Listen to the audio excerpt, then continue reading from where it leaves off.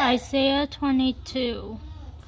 So it sounds like there's a city that was once a jubilant city, but then now their rulers fled together and then was captured.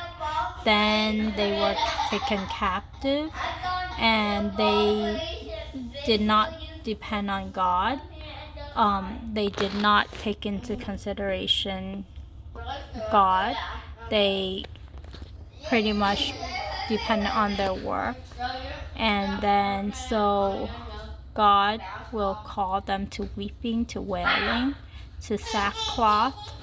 And then, but then they didn't do that. They had joy, jubilation, killing, eating. They say, let's drink, eat and drink, for tomorrow we may die. Yeah, that is not tolerated. And so I guess they were not repentant even until the last moment. And then it went on to talk about Shebna. I read it, I kind of understood it, and so I checked it with the Jeremiah Study Bible. And my understanding of Shebna being like kind of like not royalty, but then he pretty much like strengthened himself, but then he would be disposed.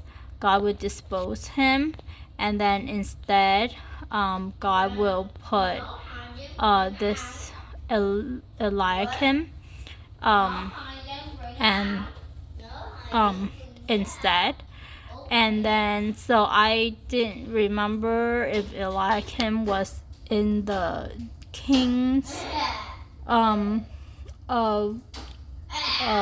the king chronology of the kings, but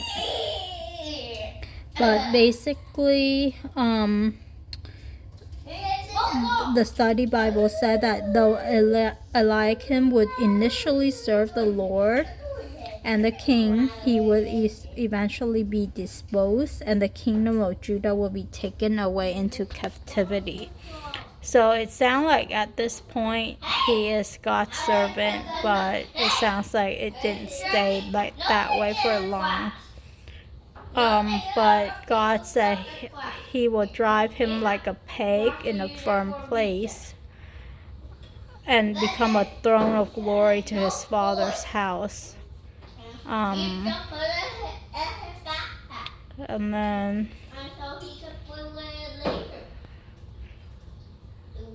and I didn't understand this part. The peg, I guess that's referring to Eliakim, driven into a firm place, will give way. It will even break off and fall, and the load that is hanging on it will be cut off, for the Lord has spoken.